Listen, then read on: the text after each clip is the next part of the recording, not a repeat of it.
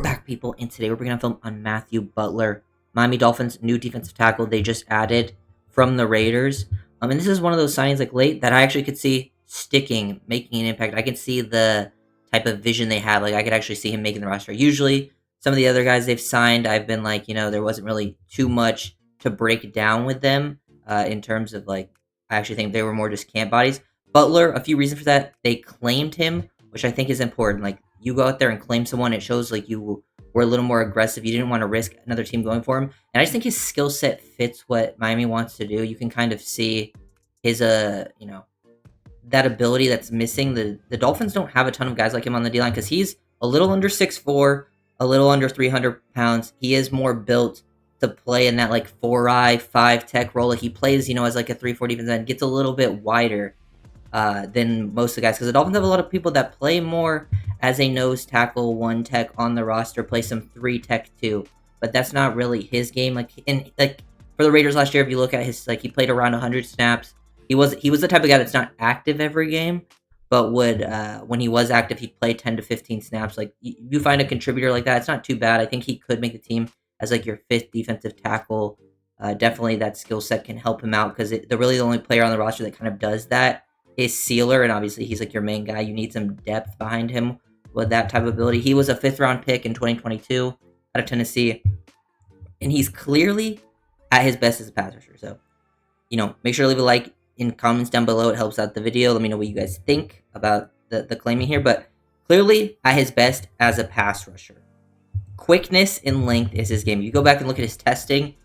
Basically, he tested poorly in like the lateral drills, like lateral agility stuff. That's not his game. Like he's not gonna impress you with that. But like his explosiveness and his speed were very good. I think he's got a good first step. He's got good arm length. He's got 33.5-inch arms. I think that's sort of his game is. One, he does a good job of playing low with good pad level and leverage, utilizing his length and explosiveness to create disruption in pass rush situations. And his quickness also helps in like obvious stunting stuff. Dolphins love to stunt, slant. That's where like I think he is just differing from most of the Dolphins defensive tackle on the roster. Obviously Sealer can do a lot. I think Kenneth Grant will be able to do a lot, but guys like Benito Jones, super limited. Jordan Phillips, year 1 5th-round guy, he's going to be limited a little bit. He'll make an impact, but he has a very different skill set to what Butler brings. And then like Butler would fight Biggers, who is your like 7th-round pick for that, I think, last roster spot. But you can see, like, look at him get off the ball. The one just, like, being able to explode with your hips. Then use that long arm, too, while still maintaining, like, good lower, pad level, leverage, long arm. Use some power, too. Like, he's not the strongest guy in terms of, like, holding his own at the point of attack. Like, I don't think he's a great run defender. Like, I really don't think you want him out there in a lot of run defending situations. That isn't his game. But you can clearly see where he kind of fits into, like, their mind as a pass rusher. Like there's one example. Here's another job exploding off the ball. You get him in like these 3-techs. He gets that club, rip. He gets like the hop, club, rip underneath. Show some flexibility. Use your hands to keep yourself clean. He's just a good moving guy. That's where he finds his success when he does see playing time. And throughout his career, like he hasn't been like a high snap guy ever for the Raiders. But at this point, finding a guy like that can play snaps on the waiver wire is pretty rare, and I think they're looking for that type of skill set. I think that's something they missed at D-tackle in the draft, is they didn't get a guy that can potentially play as like a big edge or play as a 5-tech a lot of times. Like that's their natural position. Like I think Kenneth Grant can play there, but he's more of like play as a 3-tech if you want him farther outside. Here he is like as a 3-tech 4-eye. Just quickness to crossface. Like ball's obviously coming out quick, but being lined up here where you're even close, you're more of a 4-eye than a 3, but you can split hairs there. Being able to crossface of the guard and get into the A gap just shows like his ability, like his quickness and stuff like that, his explosiveness off the ball. Like he's just slanting here. Now he's able to get across face, get underneath, and like win into that gap. It also shows like if this was a stunt where like he exploded this way, say this D tackle was looping, it would have been, I think, a little more effective. I think they didn't time it up right, but this is something you got to be able to do in Weaver's scheme. I can clearly see that sort of vision for him right away. So good quickness. Ball comes out fast, but, he does a good job basically exchanging gaps. That is somewhere I really like him. Working speed to power here. Ball's out quick again, so he doesn't get the sack. But from a head up position over the tackle, getting then now isolated on the guard, and you can see the like he plays with some violence in these situations. He's ready to bull this guy. He's coming off the ball hard, and this is where he gets to show more of that shock and power in his hands. I think when he's able to build up momentum, that's when you get to see more of his play strength. But when he's trying to hold his own versus double teams, not really his game. He can hold some versus single teams, but even then, it's not something I'd really recommend for him. But it's more of the pass rush stuff. I'm like, here is another example. You can see just the quickness.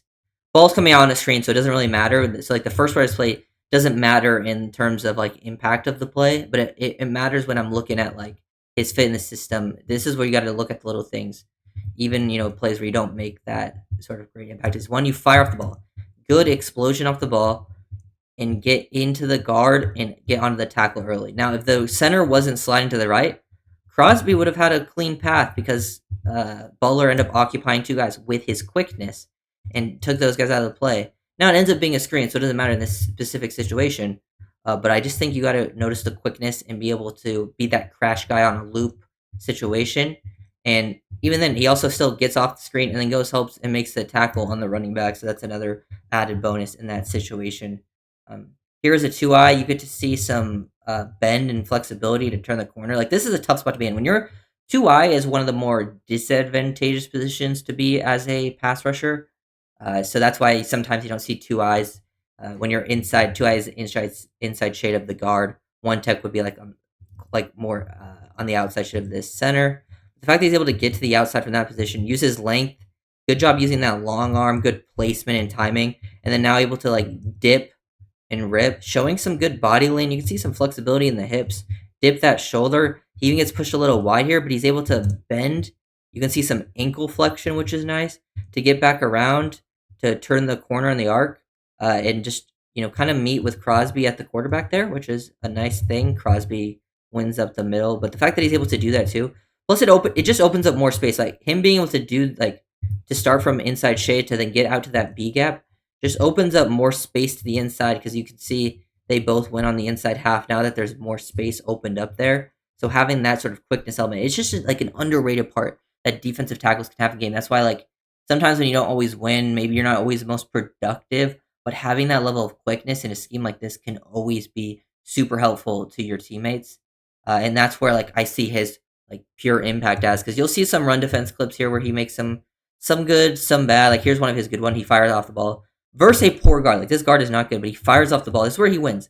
When he's able to fire off the ball, stay low, get a one-on-one, catch the guy off guard, and he just bullies him there and then makes a play. And he clearly understands the situation. Like when it's a clear, obvious situation where like, yes, they're obviously going to run it right here, and he is in the spot. Like he can make an impact, and that's like the highest run play you'll see where he absolutely bullies the guy at the point of attack.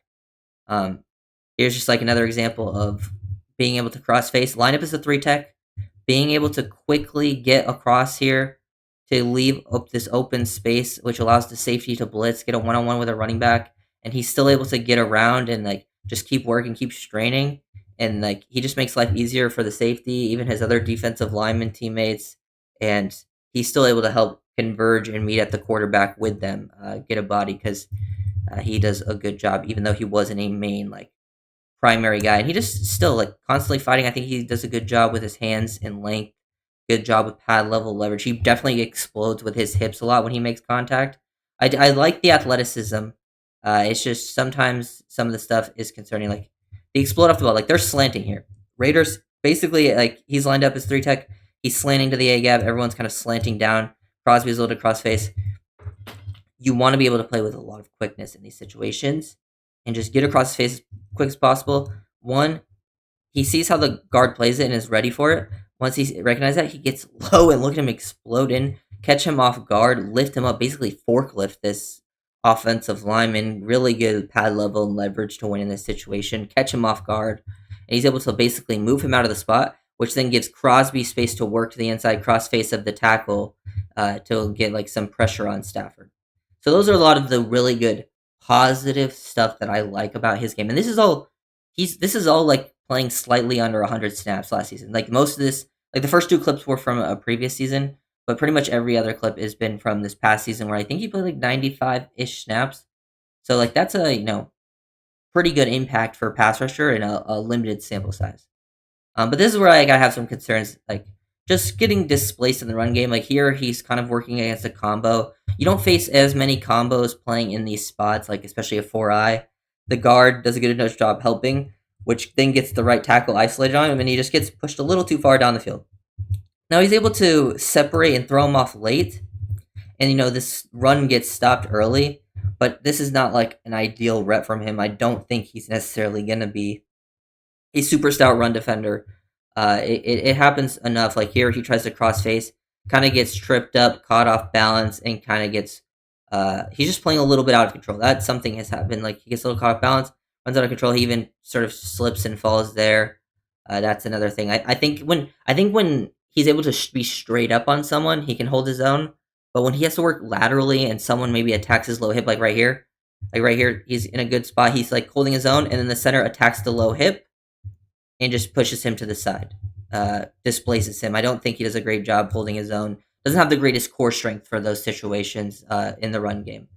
He actually does end up making the tackle here because he goes to the ground and he ends up getting like an accidental trip. Like he gets credited with that tackle. Like on NFL Pro, he was the one that got credited, which I thought was pretty funny. But those are just some situations I think not the best. Here he is versus screen. He actually recognizes it. He feels what's going on here. He gets to the outside.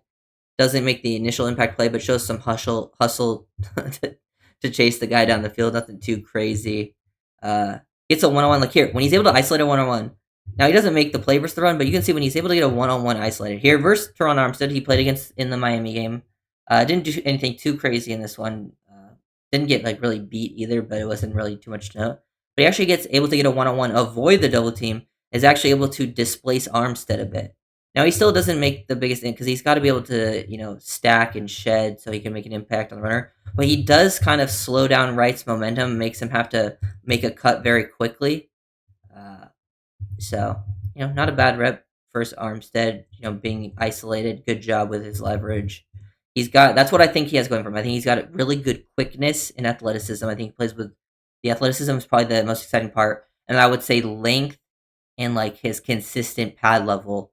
Like those three things, even if like the rest of your game is kind of a weakness, if you have those three things, you can find yourself being an impact rotational player. And I think that's sort of the vision they brought on with Butler, and he just like fits the scheme from that perspective as a pass rusher. And he has a very different skill set, like to what your other depth defensive tackles are. Like he's a very different player from like Benito Jones, and Benito Jones is like your main vet depth guy. So like opposite, and then you have all the young guys who will probably do a mix of stuff, but they're not exactly in that Butler range of types of players. Other than like I think Sealer and Grant can do it, but those are your starters. So like all of your depth guys don't really have that skill set, which I think gives him a potential edge in training camp. We'll see how it works out. If he doesn't make the final roster, he would be a guy I would love to have on the practice squad that I could easily see be getting elevated with an injury and like actually seeing some playing time. So if you guys really do, like comment and subscribe.